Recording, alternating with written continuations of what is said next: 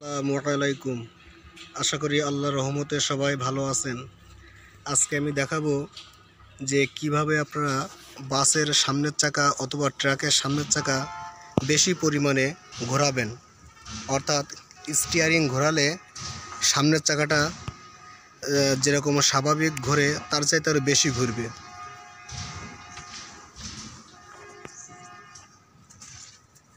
এটা হচ্ছে বাসের সামনের চাকা। দেখুন, আমি যে গাড়িটা দেখাচ্ছি এটা 16 বাস চেসিস আর্টিস্টিক।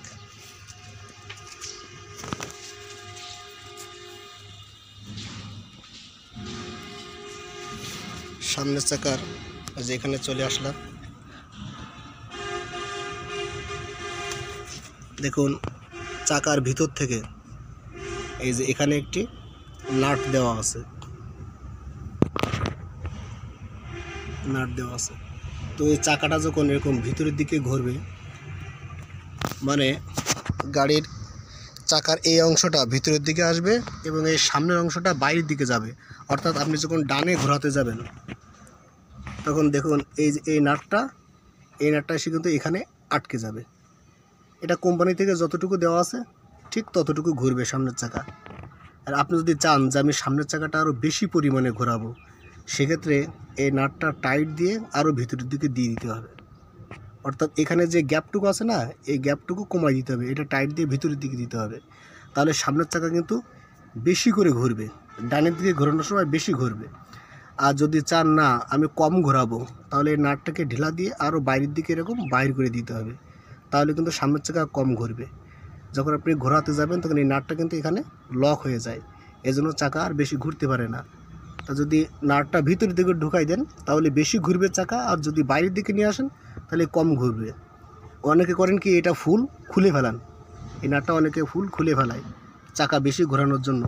এটা কখনোই করবেন না, তাহলে কিন্তু আপনার গাড়ি ব্যালেন্স হারাবে এবং দুর্ঘটনায় পড়তে পারে। তো এটা আমি সামনের চাকা দেখালাম, সামনের হচ্ছে ডানের চাকা দেখালাম, যেটা হচ্ছে গাড়ির সামনের ডানের চাকা। এখন আমি বাম পাশের চাকাটাও দেখাবো।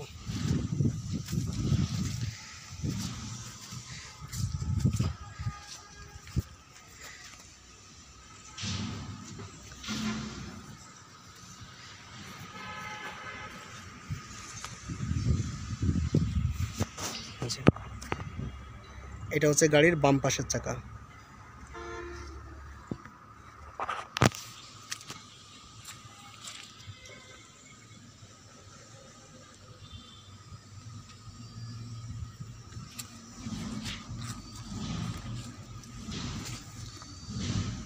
বাম পাশের চাকার ভিতরের সাইড থেকে দেখব, এই যে দেখুন এখানেও এই যে একটা নাট এবং বোল্ট দেওয়া আছে। এই গাড়িটা যখন বাম দিকে ঘোরাবে, বাম দিকে যখন বেশি ঘোরাতে চাইবে, হ্যাঁ গাড়িটা যখন বাম দিকে যাবে, তখন এই টায়ারের সামনের চাকাটা কিন্তু এই বামে চলে যাবে। আর এই পাশটা মানে পিছনের পাশটা, এখন এই গাড়িটা যখন বাম দিকে ঘুরবে তখন এই সামনের চাকাটা বাইরের দিকে যাবে, আর এই পিছনের অংশটা চাকার ভিতরের দিকে ঢুকবে, এইদিকে ঢুকবে। তখন কি হবে, এই যে এখানে যে বোল্টটা দেওয়া আছে, এই বোল্টটা এই যখন বামের দিকে যখন যাইতে যাবে তখন বোল্টটা কিন্তু এখানে এসে লক হয়ে যাবে। কারণ আপনি যদি চান যে কোম্পানি থেকে এই যে এখানে যে দূরত্ব দেওয়া আছে, এখান থেকে এখানে এইটুকু যে দূরত্ব দেওয়া আছে, এর চাইতে আমি বেশি পরিমাণে ঘোরাবো, তাহলে কিন্তু এই নাটটা ভিতরের দিকে ঢুকাই দিতে হবে। ঠিক আছে, এখানে কয় ফাঁস ঢুকালেন সেটা দেখবেন, এবং যদি বামে কয় ফাঁস ঢুকালেন সেটা দেখবেন, অবশ্যই ডানেও কয় ফাঁস দিলেন সেটাও দেখবেন। এখানকার প্যাঁচ এবং ডান পাশের এবং বাম পাশের দুই চাকার বোল্টের প্যাঁচ কিন্তু একই রাখবেন। তাহলে গাড়ির হচ্ছে ব্যালেন্স, ঘোরার সময় ব্যালেন্স ঠিক থাকবে। কখনো এই বোল্ট সম্পূর্ণ খুলে ফেলে দেবেন না, এটা কিন্তু অনেকাংশে করে থাকে অনেক ড্রাইভাররা। গাড়ির চাকা বেশি ঘোরানোর জন্য এটা সম্পূর্ণ খুলে রাখে, তখন এই চাকাটা কিন্তু একেবারে ফ্রি হয়ে যায়। এই চাকাকে লক দেওয়ার জন্য আর কেউ থাকে না, এতে কিন্তু অনেক সময় দুর্ঘটনা ঘটে। অবশ্যই অভিজ্ঞ মেকানিক বা টেকনিশিয়ান দিয়ে এই কাজটা করাবেন। যদি এটা বাইরের দিকে নিয়ে আসেন তাহলে চাকা কম ঘুরবে, আর যদি ভিতরের দিকে দিয়ে দেন তাহলে চাকা বেশি ঘুরবে। এখানে যে টাই রড আছে চাকার সাথে লাগানো, এই টাই রড গিয়ে ওই যে পাওয়ার স্টিয়ারিংয়ের যে পুশ রড আছে পুশ রডের সাথে লাগছে যে এখানে। আমি যদি সামনে থেকে দেখাই,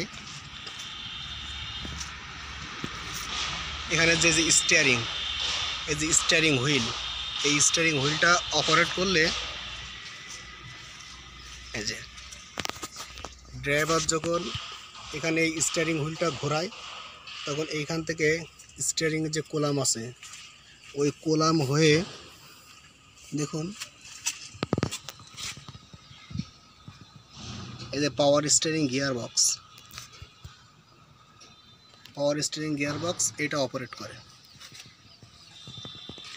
আর একটু সামনে থেকে যায়,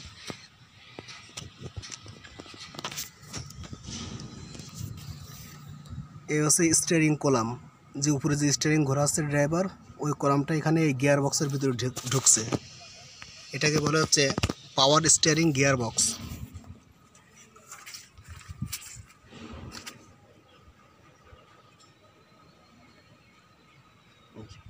এটা হচ্ছে পাওয়ার স্টিয়ারিং গিয়ার বক্স। এই পাওয়ার স্টিয়ারিং গিয়ার বক্সের এখান থেকে দেখুন এই যে একটা হাতা বাইরে হয়েছে। আমি যদি আর একটু ভালো করে দেখাই, এই যে হাতাটা পাওয়ার স্টিয়ারিং গিয়ার বক্স থেকে আসছে।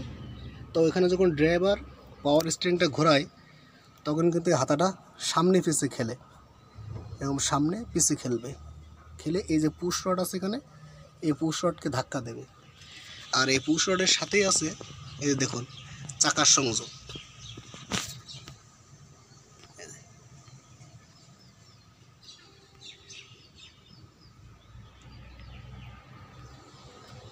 আমি গাড়িটা একটু স্টার্ট দিয়ে এই প্রসেসিংটা দেখাচ্ছি। এখন আমরা গাড়িটা স্টার্ট দিব। প্রথম সুইচ দিলাম, এখানে দেখবেন যে একটা শব্দ হচ্ছে। এই শব্দটা যখন হবে তখন গাড়ি স্টার্ট দিবেন না, শব্দটা যখন অফ হবে তখন স্টার্ট দিবেন। হ্যাঁ, এই যে অফ হয়ে গেছে, এখন আমরা স্টার্ট দিব। এখন এখানে আমরা পাওয়ার স্টিয়ারিংটা ঘোরাবো।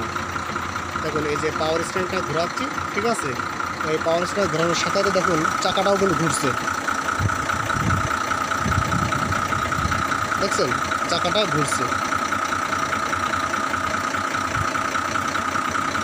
আরো ঘোরা ওইদিকে ভিতরের দিকে যাচ্ছে, এর বাইরের দিকে চাকাটা এবার বাইরের দিকে আরও নিয়ে আসো, এই যে এখন কিন্তু গাড়িটা আমার ডান দিকে যাবে, দেখছেন এই যে চাকাটা কিন্তু ঘুরছে, ওই দেখা যাচ্ছে। এখন পাওয়ার স্টিয়ারিং কীভাবে খেলছে সেটা দেখবো। দেখুন এইখান থেকে এইখান থেকে গিয়ে সংযোগ গেছে, এইখানে ঘোরাও সোজা করো চাকা, এই দেখুন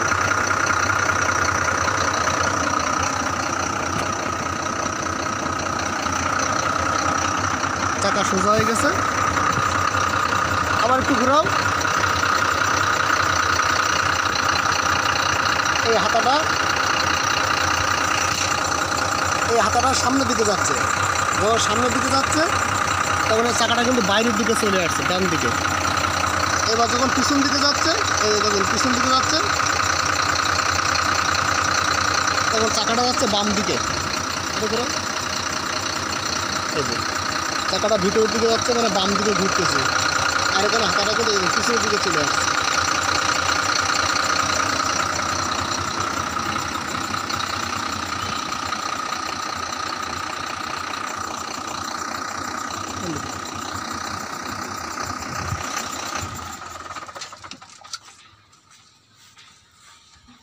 তো এইভাবে হচ্ছে সামনের চাকা আপনারা হচ্ছে কম বেশি ঘোরাতে পারবেন।